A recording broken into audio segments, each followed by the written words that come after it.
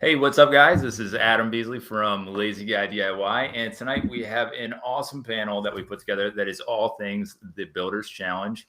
We've done everything from the Furniture Flip Challenge to the Artist Challenge. We have the Big Build Off. We have all kinds of things. We have special announcements tonight, and we even have a giveaway at the end here. So thanks for everybody that's going to be jumping on and joining us. We're going to run through and introduce everybody here in just a second, but just for everybody that's jumping on, we'll keep saying this. As you were watching, you can comment in the comment section, and then those questions will come up here. If you have questions for anybody on the panel, we'll be able to see those and answer. So make sure if you're on YouTube, Facebook, wherever else, on Twitch, make sure you write those messages. You can say hi, you can do whatever, but we want to hear from you guys. So at first, we're going to start off here up in our top corner with Dave from Walrus. Hey, what's up, guys? I'm Dave Dar. I am founder of Walrus. We make wood finishes and other random things like lip balm and leather care goods, but mostly wood finishes. That's like what we're mostly known for. All right, Jesse.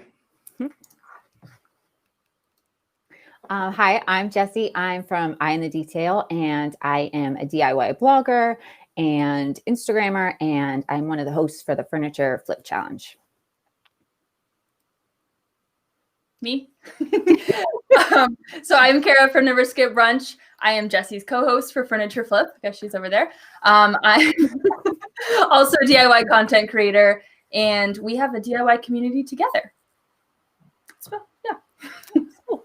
All right, Brian, go for it. Hey, everybody. This is Brian Kramer, and I am the senior editor of Better Homes and Gardens Do-It-Yourself magazine, and I was asked and thrilled to serve as one of the judges for the first season of Furniture Flip Challenge, and we'll be coming back for the second season. Yay! Awesome. And as I said, I am Adam from Lazy Guy DIY. I'm also one of the co-organizers of the Builders Challenge with Rachel down there, but do a little woodworking, tool reviews, and home improvement. So Graham, on to you. Unmute, Graham. Someone had to do it. Hey, I'm Graham from Minerva Enterprises. I was part of the Furniture Flip Challenge and the Builders Challenge. I do custom furniture and then Scandinavian and Danish mid-century furniture restoration. All right, Two Mooses. We're Two Moose Design. We sell furniture online, and we're just now starting to get more serious about the whole content realm. Yeah. All right. And you're a part of the Builders Challenge as well. You're part and of the Builders Challenge. All right. All right, Rachel. Rachel's on mute too. It's all right. I practice too. I practiced unmuting that, dang it. Okay, I'm Rachel, co-creator of the Builders Challenge. Adam and I, we created it. It's in its 6th year. I've been woodworking for about 7 years, and that's pretty much what I spend most of my time doing, woodworking and the Builders Challenge creating. All right, Amy, our big winner. Hey, I'm Amy from hertoolbelt.com, and I'm a blogger that shares woodworking plans and does little home improvement projects. And I was the winner of the inaugural Big Build Off. Woohoo! Hey. All right. So what we're going to do here, we had people that submitted a lot of questions throughout the week. And as you all, I see Miley Byer there has said hello to us. But remember, you can leave comments and we'll be able to see those questions there. But I'm just going to round robin around. I have questions from people that we're going to ask. And it's only fitting that we start with Rachel first, since she's the most nervous to talk. And she's also the original creator of the Builders Challenge. I know, but also if you're just joining for the first time and you haven't been a part of the Builders Challenge, that was the OG. It started a few years ago, I think in 2016, and it started with a plan, and people just started building from it. And from there, it spawned off into everything else that we're doing right now. And that's sort of the brainchild that came from Rachel and a few friends. And then we've since grown and grown. So with that said, Rachel, what was your favorite Builders Challenge build or design? That is such a good question, but I think I would have to say my favorite was the first time that we collectively all designed the plan. Probably the bar cart That was like one of the best ones where we really just decided, like, you know what, maybe we should create the plan. And turns out like you're great with SketchUp, and we had a fun time doing it. I mean, comes naturally. It's okay after lots of years of screwing up with SketchUp. So I was going to ask Dave a question. Well, next, but he left. That's okay. So Brian, we'll go to you next, Brian. And Brian, as you said, has been one of our judges for the Furniture Flip Challenge, and we're excited about this because we have a whole crew here that are part of it. But Brian from Do It Yourself Magazine, what we want to know from you is what trends should we expect in design in 2021 that you're seeing? Oh my goodness. Trends.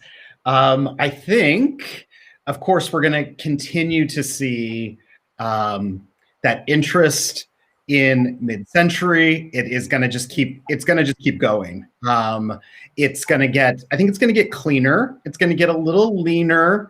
But yeah, we're going to continue to see that. I'm hearing that some of those things from the 80s that we thought were gone and over, that beige is actually coming back as a valid color choice. Now I've seen some beiges. I know. I feel like I've spent 20 years telling people you don't want beige. So there are some interesting beiges. Everybody has discovered gray, and I mean gray has been the story for 10 years now. But it's a warm gray, and it's going to get even warmer. And then fancy people are going to call it beige. Well, I know when you say mid-century modern, we have a mid-century modern expert here, and that's Graham. Part of a lot of the furniture that he does is mid-century modern. So, Graham, one of my questions for you that we got is, where do you draw the line with furniture if you think it's beyond repair? Because you've done some nasty stuff that you've brought back to life. Like, what is your breaking point for furniture if you go out and find it? Honestly, it just happened the other day. Someone asked me if I wanted a table that was so waterlogged. It was like, veneer and like MDF or substrate was so waterlogged and swollen. I think that's kind of where I draw the line. If someone really wanted something done like that, you have to basically build a whole new, tabletop out of either solid wood or find some MDF and do a whole new veneer top. And it's just too much work and too expensive at that point. Well, talking about finishing wood, we have Dave Dar here from Walrus Oil. So Dave, what made you make the jump? Like, you started out with like wood oil, and you have expanded out into like everything under the sun, from like log cabin and lip balm and even boot oil. Like, is there no stopping you guys? Like, what's on the horizon for Walrus Oil? Oh man, I've learned that there is a limit. Like we've tried some stuff, like beard oil, ironically, was like huge for us, and I just didn't want to make it anymore, honestly, because I felt like it clashed. And we've made other stuff like aftershave and things like that. So I've kind of learned not to go like too far in skincare, because then it's kind of like what are you? Are you like a wood finish company? Or are you going to make like, I don't know, like nail polish one day? So I do think that like this year it's going to be more focused on like we're just spending insane amounts of money on manufacturing equipment. So it's just more or less like trying to keep up with demand.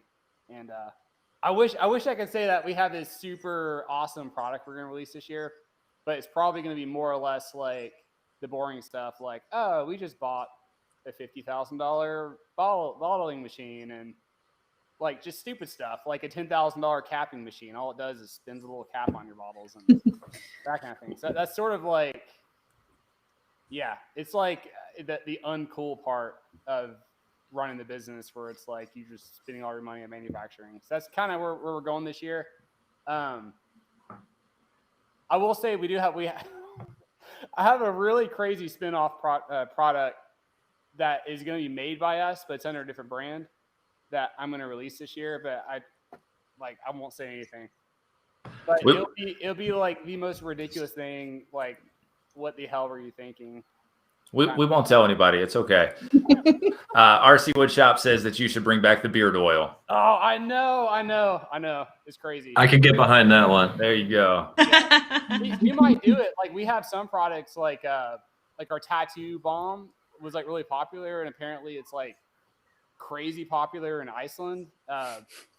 So like we might make it just for our distributor in Iceland and just call it good. I don't know. We'll see. We're at like max capacity of manufacturing. So like whenever we have more free time, then I can do all that crazy stuff too. Awesome. All right. Just a reminder to everybody that's watching right now, you can go in and you can leave comments and questions for us. We want you all to drive some questions for us, whether it's about individuals, anything that they've worked on as well. This is your chance to ask anything under the sun within reason. Don't get too crazy. So next we're going to go to, who should we go to next? All right, Amy. We'll go to Amy.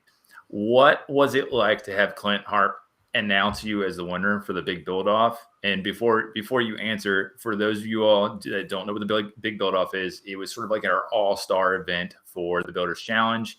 And we had a bunch of people. We had 5 people competing. They went several weeks building a dining room table that they donated as well. Amy was our big winner, and Clint Harp was our judge and announced it all. So, Amy, what was it like to have Clint announce you the winner? And how did you watch like as a family and everybody jumped down and cheered? Like, what happened? Well, it was totally surreal. I honestly could not believe it. It was crazy. I mean, it's Clint Harp. He's on TV. That's it was, the fact that he even, saw something that I did was, pretty cool. We were just sitting around the computer, just watching his YouTube video. And I remember my son, he was completely shocked. He couldn't believe he said my name. It was just really neat, and I still can't believe it. But anyway, so exciting. And he did a bit of fake out too, where he said oh, it's I like such and such person's this, and then and Amy's the winner. And yeah, it was one of those things where it's fun. Where I know Rachel and I got to see who won well ahead of time, and trying to keep it secret was not easy as well, because I think I talked to you earlier that day and I'm like, don't give anything away. So well, I was pretty sure I had it pinned on who won, because there was some pretty amazing work, and so I was like, there's no way. And so it was just a huge shock. All right, so next we'll jump to our never skip brunch up here. What colors are your favorite to work with right now, and what do you want to incorporate the most this year? Ooh, that's a tricky question. So normally I'm all about color, if you can't tell. Lots of pinks and golds. But recently I've been going very gold, and I've kind of been into gray. I painted a couple cabinets gray in my house. It's very very warm and beigey, so it looks like I'm geared up for being on trend. But going really neutral, but still a lot of gold. Everything is gold. Perfect. All right, our 2 mooses, Jeff and Jess. Between you all do a lot of production work, I know, and you do a lot of furniture as well. So between like the signs and like the different smaller woodworking projects and the furniture, what is your favorite type of work that you're doing right now out of your shop?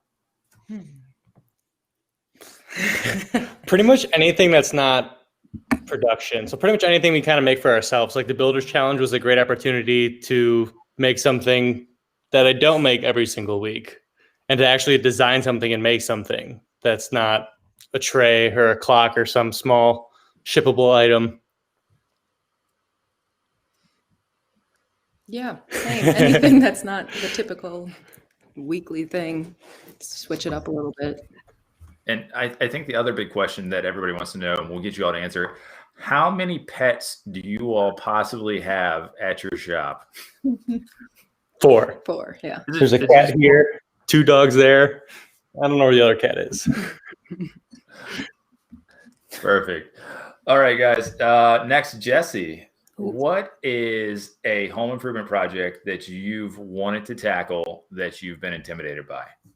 Ooh, I haven't gone to my kitchen at all yet, and I really need to do all of my cabinets over again, but they're cherry, which, is pretty nice and expensive. So I've been a little intimidated to really like get in there and tackle that, because that was like when I moved in, that was probably like one of the nicest areas in the house. So I've like saved that for the very end. So, but that's happening definitely this year. So who knows? Beige, maybe? No.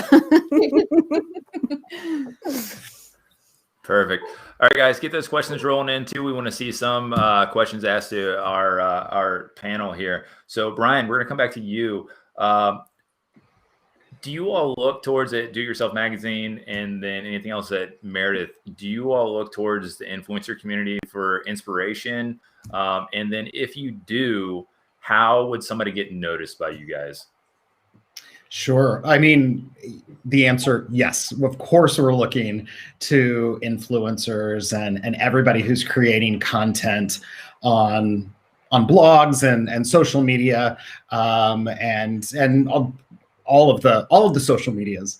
And so, what are we looking for? We're looking for, your eye gets pulled to the next shiny thing, just like any other viewer. But in terms of what then fits into our magazines and our websites and our brands, we're looking for people who are not only taking beautiful pictures or making funny quips, or but they're like telling stories. And I know that's a trite thing, and so many people talk about being storytellers, but even judging the Furniture Flip Challenge, for me and the other editor who I was judging those contestants with, the folks who could say, here's the piece, here's what I got, here's the inspiration, here's the challenge, oh, here's some progress along the way, and voila, that's a story, that's a beginning, a mussy, middle, and then a finale.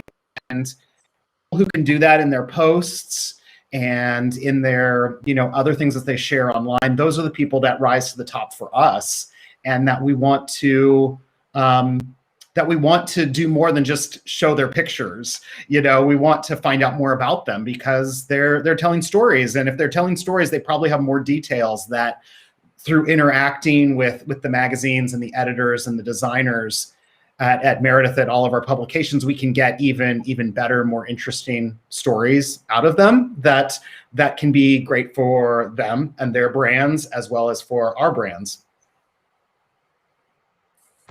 Awesome. So when you look at my background back here with a chicken urn over there, and am I on trend? Do I need to answer that? This is good. It's good. There's interesting things. I mean, for some reason, I've got this like half blank thing here, so I can barely, critique anybody's set dressing tonight. That's okay. All right, we're gonna go back to Rachel here. So, Rachel, are you ready? I'm unmuted. I'm good. Okay, I just wanted to double check. So, as we've expanded the Builders Challenge, and of course I know the answer to this, but I think everybody wants to hear, as we expanded the Builders Challenge the last few seasons with Furniture Flip Challenge and Artist Challenge and everything, what is it that you want to see next from this? From the umbrella, or from a specific challenge? Let's go from the umbrella. I feel like we've hit into some really good challenges. The Artist Challenge, the Furniture Flip Challenge, Big Build Off, those were all really successful. And this year, I'm excited for the 10-day challenge. I love when we listen to our followers and their comments, and we take from that and create a one-off. I love that we have like our concrete 4 challenges, but then we also have the ability to test the waters, because we've got great friends that we can like sucker into always doing something extra with us. So yeah, I'm really excited this year about the 10-day challenge, which is going to be good. Awesome. So in order to encourage people to have more questions here for us, our buddies from Moss Epoxies, who have done a great job of pulling this together for us, are going to offer a $150 gift certificate to Moss, and we're going to award that to somebody. It has to be in the continental U.S., but we're going to pick from the questions that people are submitting here on YouTube or Facebook or Twitch. So if you were writing questions in there, we're going to pick a winner from there. So make sure you're asking questions so you can win from Moss there. So a little enticement. And Rachel teased the 10-day challenge. We'll jump to that here in a little bit with Dave and something exciting that we have coming up here very soon. So next we're going to go, Jesse, we're going to come back to you here. So Jesse, one of the questions we had for you was, how do you find the balance and what's a good tip for being a maker and a mom? I feel like there is no balance. You just kind of have to wing it. I feel like I definitely have 3 kids. My husband is gone quite a lot. So it's just like a free for all. Sometimes there's cereal for dinner and that's as good as it's going to get. And everybody is happy and everyone's alive at the end of the day. So we're good. And they like to help too. They really like to be a part of everything. So that helps too sometimes. That's fun. So a hope and a prayer, and then just make sure they're all so you can see them all off camera, right? Yes. Perfect. All right, Graham, another furniture question for you. Where is the best place to find hidden gems? Ooh, I don't, if I knew that. A lot of times I get a lot of stuff at auction. And then Facebook Marketplace, there's a lot of stuff on there that people don't know what it is. And they list it as wood shelves, and it's like a $1,500 wall unit or, mid-century table that they call a wood table. So you never know. You always gotta be looking. I find stuff on the side of the road that's in like perfect condition. The bed I did for my daughter as part of the furniture flip challenge, I found on the side of the road, and it's up in her bedroom right now. It's awesome. And you're in the Philadelphia area too, so you have a shop where you do a lot of the stuff where you pull it together and then refurnish these things, and then you're selling from your shop as well for a lot of these things. So check out Graham Minerva Enterprises if you're in the Philly area. There's a plug there. So you're welcome. So we'll go back to I always want to say Kara or Cara. I'm sorry. Which way do I go? You can do either. I respond to anything, but Kara, technically. Kara, technically, officially from your parents. Yeah. So Kara, where do you find your inspiration for your design aesthetic? Yeah. So I like to find it weird places because I think when you look in other areas, it's like it's good to get out of the cycle of Pinterest and the same old images you're seeing like in the design world. So really random, like in a song or walking down the street or a lot of restaurants. Like I think that's the big source that would make sense to people because the rest are just in my brain. But restaurants, like they can go crazy with style. So you can find really wild designs that you wouldn't think translate to your house, but when you can find a way to make them work, it becomes like really unique.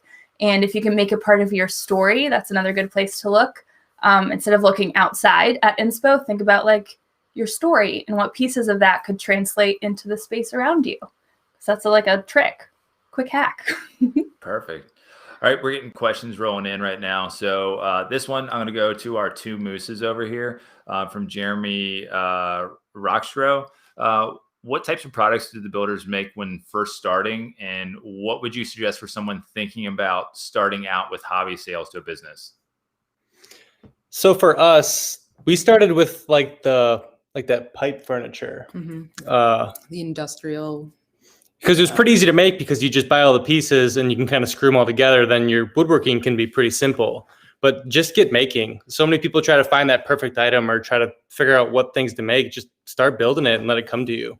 Or Pinterest, there's all kinds of different. Yeah, get inspiration and start somewhere. See what sells, offer more than one thing, and go from there. All right. And I'm going to put Rachel on the spot again for this one. And this is from Melanie Beeler, I believe.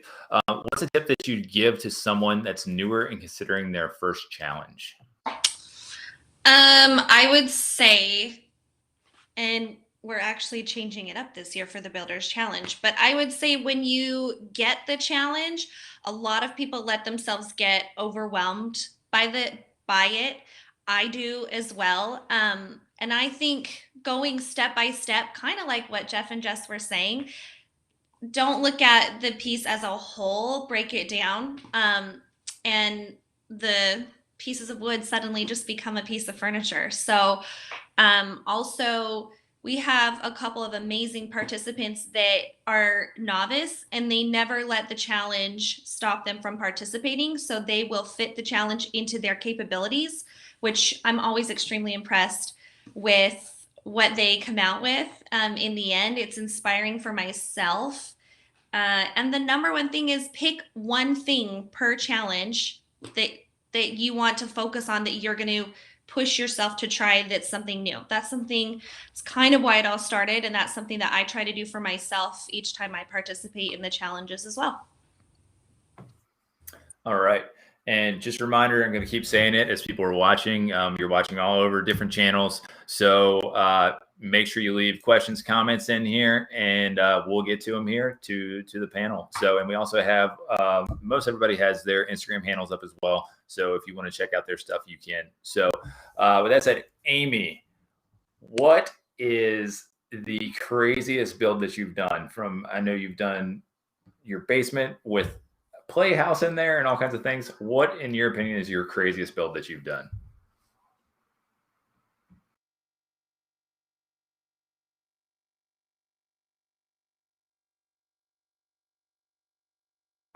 Amy, you're on mute. Oh darn. A turkey shed.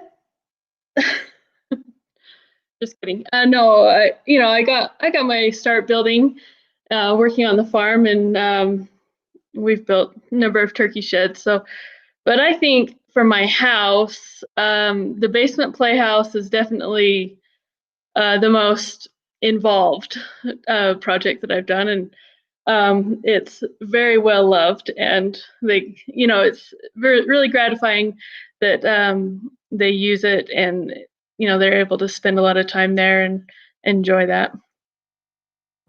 It's fantastic. It's like a whole play place, like in the basement, like a whole little house. It's crazy. So Dave, rumor has it that before Walrus Oil, you had a different career path. What was that? Oh, well, there's been a lot of career paths. So which one are you referring to? The musically inclined one. Oh, okay. All right, I didn't know. Yeah, so I used to own a like hardcore metal record label and magazine. Yeah, that was. I don't even like that music anymore. I mean, now it's like I'm into. I got into like electronica, like techno and stuff, and I was a DJ for a while. So yeah, I went. Yeah, now I listen to like classical or something that's more soft and. I don't know. But yeah, it was a crazy time. Did you want me to tell an exciting story or something like that? If you've got one, you can go for it for a second while people are writing questions in. If there anything we should be worried about from the industry? No. The crazy story that that happened to me was I was trying to impress this girl at a music festival, and I broke my leg in the process. So yeah. It was like one of those outdoor music festivals, and it had like a big lake thing with an island on it. Huge music festival. And we canoed out there, and it was a rope swing, and I was like, hey, watch this. And I rope swung off the cliff, and it wrapped around my ankle and hung me upside down and broke it. Yeah. So that was my crazy story of the music industry. Amy wants to know if you got the girl. I did. Well, I mean, we dated for 4 months and then it didn't work out, whatever. Perfect. Yeah. Well, Dave, we also have you in the spotlight right now. What we can also do is we have a 10-day challenge that's coming up. We'll have Rachel give a little bit of the details behind it, and then Dave, we'll let you announce what's special about the 10-day challenge. So Rachel, give us the whole rundown. The details. So, just based on feedback from you guys, we realized that sometimes a week is not enough time and 2 weeks can be too much time. So, in brainstorming for this year, we thought 10 days. I mean, let's just give you guys a challenge and see if you can do it in 10 days. And we were really, really excited when Walrus Oil hit 100,000 followers because this was the perfect opportunity to partner with them. And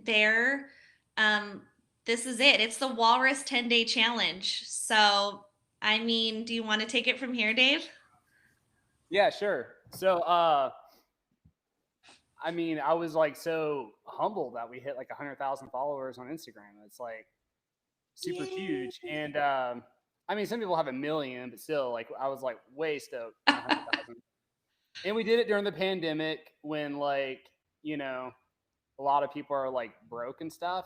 And so we were thinking, like, we wanted to do a giveaway, but instead of like, hey, here's a box of Walrus Oil, we were like, what if we just gave away like $1,000 like cash, like just money, not a gift card, just money, right? Because like anyone could use $1,000 right now, you know, and so we connected with the Builders Challenge and we're like, hey, would you guys want to throw together like a thing where people make stuff and you judge it so we can give away that money? Yeah, so we did it because we're going to make you work for it. Duh. At least a little bit. At least a little bit, yeah. Work for that 1K. So basically, are we going to like say what it is? Like, is that? We're not giving the details on the challenge, but we will tell you that we did a brainstorming and Dave and Adam and I came up with the challenge. And we'll be sending that to your emails on, what did we decide, Adam? February? The first Saturday in February. We always stick with like the first Saturday of whichever month we pick. So I want to say that's the 6th. Wait, I have a calendar. I can tell you. Yeah, right? Yeah, February 6th. So that'll be hitting your email. February 6th, we will give you a challenge. You'll have 10 days to complete it. And we're super excited that Tamar is going to be our judge for that. So that's Tamar from 3x3 Custom. Yep. Yes, sorry. You can start hitting up her DMs and impressing her now. And we're just super excited about it. Yeah, way cool. And it's gonna be fun and quirky. So that's basically because that describes Dave, right? That's right. So that would be his challenge. Like that. So that's $1,000 cash prize, guys. So that's pretty exciting.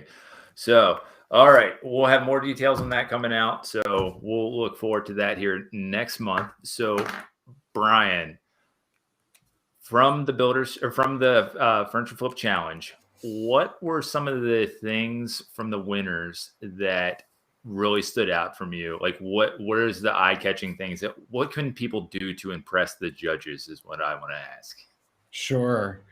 Of course, the storytelling component, which I've already said is so important. We want not just pretty furniture, but to have a story there. And since the materials that you submit to show your project are all based in Instagram, it's a great way to tell a before, a middle, and an after. And so we love that. I see quite a few projects. I see quite a few furniture makeovers, room makeovers. I've been doing this long enough that I'm always looking for those things that make me say, oh, how did they do that? You know, like I can figure out a lot of things, but when I can't figure it out, that's when you hook me. And so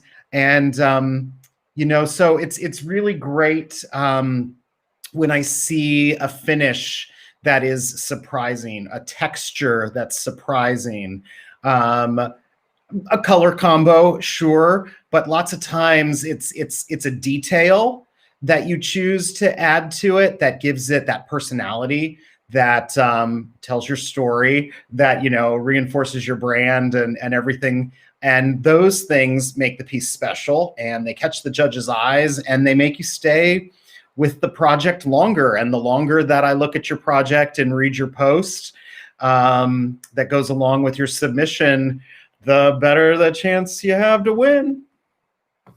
It's very funny to hear the difference of how you approach things from like with our with the Builders Challenge or anybody else. It's very different because it's very visual, and it's just this, and this. I'm looking at this assembly on the furniture builds, and as opposed to the refinishing. So it's interesting to see the difference of how you approach it compared to the other judges. That's why we have such a different set of contests as well, especially with the Artist Challenge. And unfortunately, we don't have a representative from the Artist Challenge tonight. So I'm stepping in for our Moss person there for that. And what the Artist Challenge is we're using epoxy a lot of times. They're smaller projects, a lot like the mini 10-day challenge. We've done a few of those where people have made some amazing things. So there'll be more of those coming up. But same thing with the judges, you get a feeling about those things and just has an emotion that comes from that. And if it looks pretty with those, a lot of times that's the way I think that we can really catch our eyes. So back to Furniture Flip as well, we have our two hosts and wants to see what you all thought feedback wise from this past year, the first one that we did, the inaugural Furniture Flip Challenge. What stood out to you all? Like, what was most exciting to you all? And you can fight each other who talks first. Or I think it was like the community that we built, like around everything. Like everyone really like joined in. It was just like really cool to see everybody like cheering each other on. I had a whole bunch of people like message us, and they were scared to start. And it was just like a bunch of new people. And everyone was just like really like helping each other. And I thought that was like pretty cool to see. Yeah, definitely. And then the piece where it's like furniture flipping, I think is how a lot of people get into DIY, because you just buy a sander and a paintbrush and you're kind of like ready to start a project.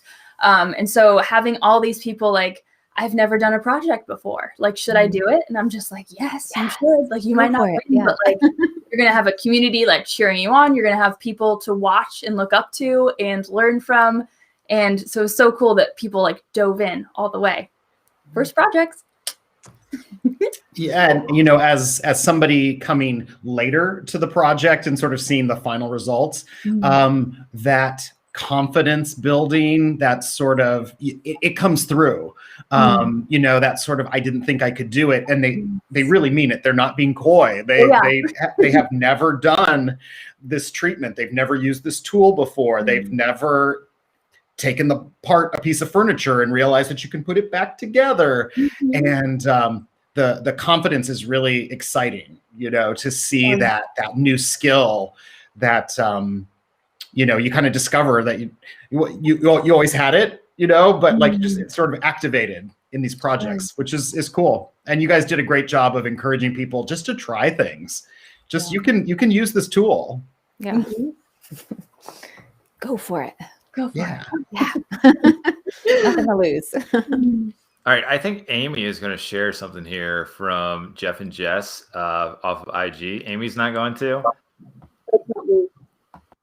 Snacks, snacks, snacks, I don't wanna put them back. Snacks, snacks, snacks, please don't make me put them back. Cheerios, goldfish, gummy bears, and cheese. All right, so now that we know that you hide snacks in your table saw, what other snacks do you have hidden around your workshop there? Oh, Cheez-Its. What'd you have for them little mini Tootsie Pops? Any big giant bags of candy I see at the store, I like to stash in the shop somewhere. I try to put them back. Perfect. Now, one of the things that I also was going to ask for To Moose, that question came through, is what's it like working with a significant other? Like, is it difficult? Do you all just kind of flow together, or like how does that work? How do y'all make it work? Because you look so happy and everything all the time on camera. Is it a happy To Moose place up there? Most of the time, we definitely clash sometimes, but we more so have it dialed now to where we each kind of have our own roles. So she kind of does like 90% of the back end stuff where I do a lot of the building. So she kind of does a lot of the customer support, and then I'm just putting all the stuff together. Then she'll come and do like a lot of the detail type work. So we kind of keep each other in our own lanes. Awesome. Quick question here from Matt Loomis. Matt was asking about the Builders Challenge. Is it sort of a community thing? And absolutely, Matt, it is a community thing where we basically have different avenues where people can build different things. You can make different things. You can flip furniture. We're going to keep expanding. Big Build Off was kind of the all-star thing. So we're going to keep trying to embrace as much as the maker community as we possibly can.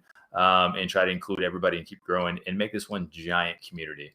So I am running out of questions right now. So if anybody else on the panel here, this is your chance to talk to all kinds of people. We have a little bit more time. We have about a little less than 20 minutes left. If we need to end early, we can. But this is your chance to talk to an awesome panel of people. You can submit questions still on YouTube, but you guys as well that are on the panel, if anybody has a question for anybody, let's fire away. Maybe.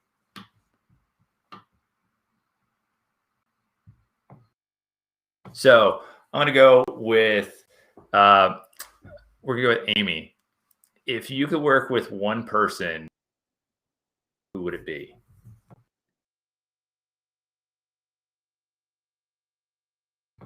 And Amy's still on mute.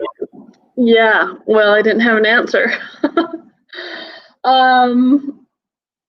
Gosh, probably April Wilkerduce, because she's pretty much awesome. And I just love her zest for projects and, you know, just get her done. And she just goes for all kinds of crazy things. Like a giant, like her giant staircase or like treehouse type thing that she has right now is absolutely crazy. However they designed the steps going up from there is a very different way that I would think that would collapse under a normal person. But it's secure. It looks awesome. But we have Donovan from Once Upon a Workbench just jumped on here saying hello. Donovan, if you have questions for the panel, go ahead and throw it out there to us. So we'll pick me. Okay. I have like a question for, I can think of questions for all of you guys. Like, who wouldn't want to take the opportunity to pick everyone's brains? But okay, this one's for Jeff and Jess. So I would want you guys to say joinery that you started with, joinery that was always intimidating to you, but you've now like conquered, and how did you go through that process in building? Because I think from someone who started like novice in pocket joinery, you start to want to advance your technique. So if you're someone who's going from novice to intermediate or craftsman categories, how do you take on advancing your joinery techniques? Does that kind of make sense? Yeah. I think everyone kind of starts out with like the Craig jig, and that's kind of what we did too. It's just it kind of gets a lot of hate on like YouTube and stuff, but it's just so simple and easy to use, and it's been around forever. It's kind of hard to really compete with it. And to kind of step up your joinery, I think something like the Builders Challenge is a great way to do that, just to kind of, I don't want to say force yourself, but kind of really push yourself to kind of try them new things, especially when, I don't know, there's just so many different options. I don't know. I see a lot of people doing so like. So if I've done pocket what do I do? Like, what's next after pocket holes? What did you do? Or what's a good one to try? What's like dovetails is very intimidating looking to me. What would I do next? I see a lot of people doing like the 30 days of dovetails challenge, where they'll just take a bunch of scraps and then just cut a bunch of hand cut dovetails and kind of put them together. But I think like getting just miter joints is clean miter joints is a big step up just from basic butt joints, and just kind of go through the entire realm, I guess. I like it. So Rachel, before you go to your next question, Adam? Before you get to your next question, we have one from Billy Howard here. He's asking about the challenge. Are there any restrictions on material used? And with that, Rachel, I can answer it. It depends on the challenge. If it's the actual Builders Challenge, we want to use, depending on the category, you can use your normal construction grade lumber. But we also have different categories. We want you to use some more premium wood, I would say. So people building stuff that a lot of walnut. So it all depends on the actual challenge and what the parameters are. But we try to make it so there's different intermediate, novice, finest finish, finest craftsman. So we can kind of mix everything in there. All right, Rachel, what's your next question? Okay, so this one is for actually Jesse and Kara and Graham and Brian. Are you guys also excited? Okay, Yes. So my question is, what's the DIY project for Jesse and Kara that you tackled and that you hated the most? That you were like, why did I do this? And so for Graham, you can think on this one. What is a piece of furniture that you tried to restore or that you did, but you were like, this is impossible and it didn't work out, or this is impossible and it did work out? And then my question for Brian is, okay, you're the editor of Do It Yourself magazine. Are you a do-it-yourselfer kind of guy too? Or do you just like to throw the content together? And if so, like, I want to hear about a do-it-yourself project you've recently done or ever done, or we're going to shame you if you say you've never done it. Okay, go in that order, Jesse. Okay, me. My first, is that what? I can go first if you don't have one yet. I feel like mine would probably be to strip paint. Anytime I like strip something, it's like I really regret my life decisions. And I wonder why I ever thought I should strip it. And then I'm like, I should have just left it. It looked beautiful like that. Let's just leave it and move on to the next project. So anytime I do that, by far is my least favorite DIY, I think. There's been a few, I think. For sure. Right? Mine was painting my garage floors, which I thought I was going to be so smart and use this like concrete paint instead of epoxy. And we were going to have white floors and it was going to be so unique. And it took like 12 layers. And I had all the stuff like piled and piled. They worked out, but it was miserable, the process. All right, Brian. Me. Okay. Yes, I do actually DIY. I came from a home. My family owned a carpet paint and wallpaper store as I was growing up. And so my dad sold all these things, but he also installed them and brought a lot of products home. And it was very like, hey, we're going to learn how to hang wallpaper this weekend. And, I would get to help. My dad is really, really picky. So I have become a very good painter, good wallpaper. I still totally an assistant on like installing wood floor, linoleum, other sort of like I let him lead those kind of projects. But yeah, I mean, having become a homeowner myself, I love to garden. I love any project that involves like surface transformation. I'll do some light electrical. I don't touch plumbing.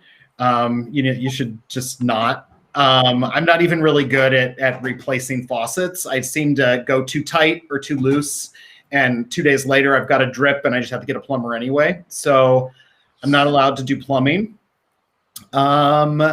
And yeah, was there something that was I regretting something?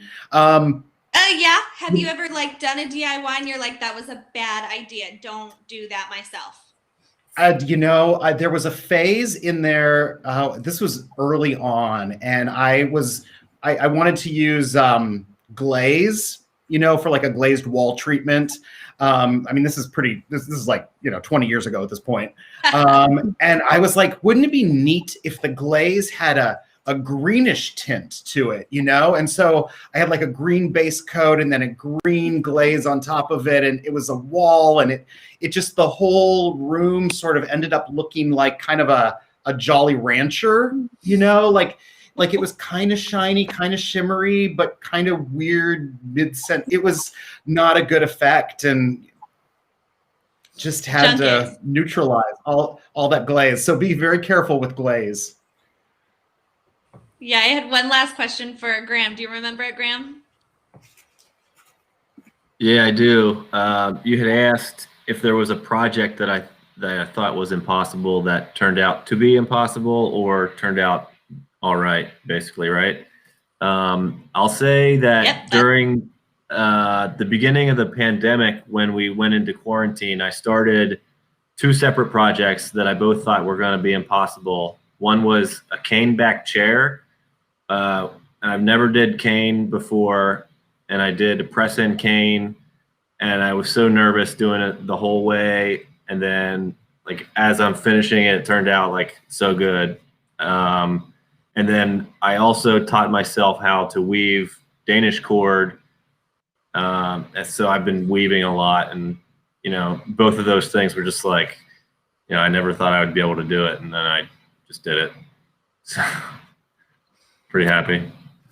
So good segue there. Donovan actually had a question where he was asking, and anybody can jump in here. Do you all feel like you're doing more or less with everything going on with restrictions, with COVID, quarantine, everything? Like, where do you stand right now? And feel free to raise your hand and jump in. I think I'm doing about the same, maybe less. More projects for myself to kind of resell as opposed to more custom stuff, because I can't do any like trade shows or anything like that to get new custom business. So that's where I'm at.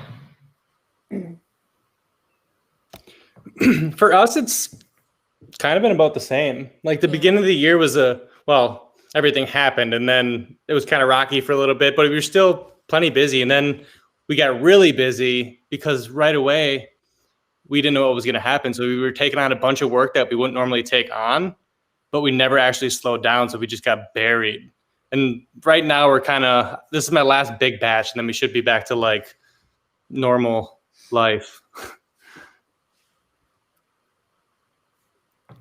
Anybody else want to jump on? Or we can go to the next question, actually. So has anybody ever considered branching out? This is from Donovan also. Has anybody ever considered branching out into different areas to find a new audience? I mean, I thought about your tutorials for like 2 seconds, but no. DIY, I'm here to stay.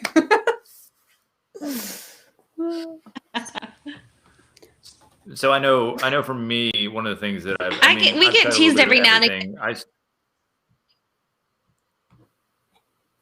So we talked about I started doing home improvement projects, and then I branched out to woodworking and then tool reviews and everything, and I've done a little bit of epoxy. So I think it's easy to chase trends sometimes and try to jump on those, but I think a lot of times you want to kind of stick with what you're comfortable with, because you can throw a lot of money down the drain also if you try to chase something new and it may not work out for you.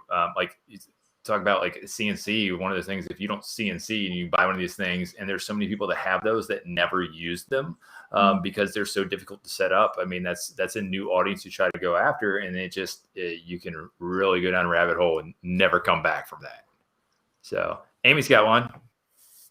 Oh, I was just gonna say, if it's something you enjoy, branch out. If you're just chasing people or numbers, then it's probably not worth it. But just do the things that you love.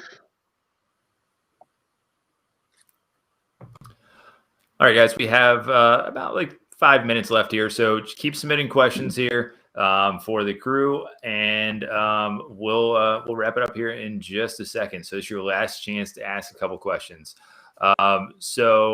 Another question from Donovan. Donovan's all over this tonight. So with the price of wood skyrocketing, have you considered other mediums to work with?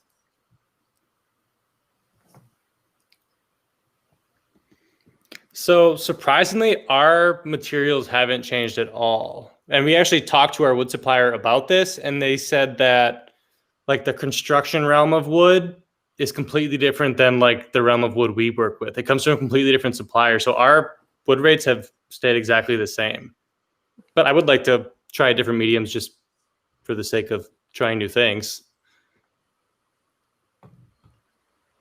And Rachel, I'll let you ask this question from Wade Michael up there.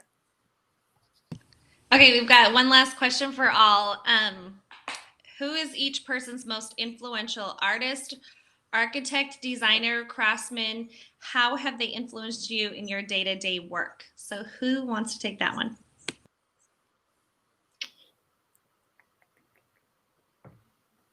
Not everybody at once. I jump will in thank first. you if you I don't. gotta think a little bit. I know who influenced me the most. My favorite designer is Jory Brigham. I think it's no surprise. I love his mid-century modern stuff. It's amazing. We were so excited to have him be one of our judges and plan designer. I got to collaborate with him, and he's just like my woodworking hero. Like the stuff he makes is amazing. I'll go. Mine is probably Leanne Ford. I like that her design style is amazing, but she's also just fearlessly herself. Like she shows up to TV with like straight bedhead, just like, I'm here. What can I help with? Like, but her design is like, so she just brings together all these elements that you don't expect. So I think the element of surprise and then just seeing different combinations of stuff is really inspiring. So yeah. And Jesse, do you have somebody you want to jump in? Well, it's totally going blank over here. I was really hoping you were going to call my name. I was like, you had the nervous look. It's all right. We can go to Graham. Graham's ready if you need a I second. like that.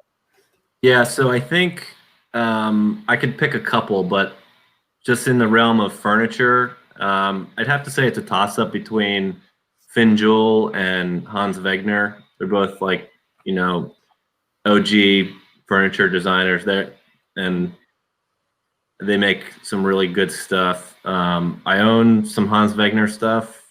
The Finn Jewell stuff is too expensive for me right now, but it's between those two. And I'll throw Brian on the spot. Brian, is there anybody that's influential to you that you like to just their designs, aesthetic, architect, artist, designer?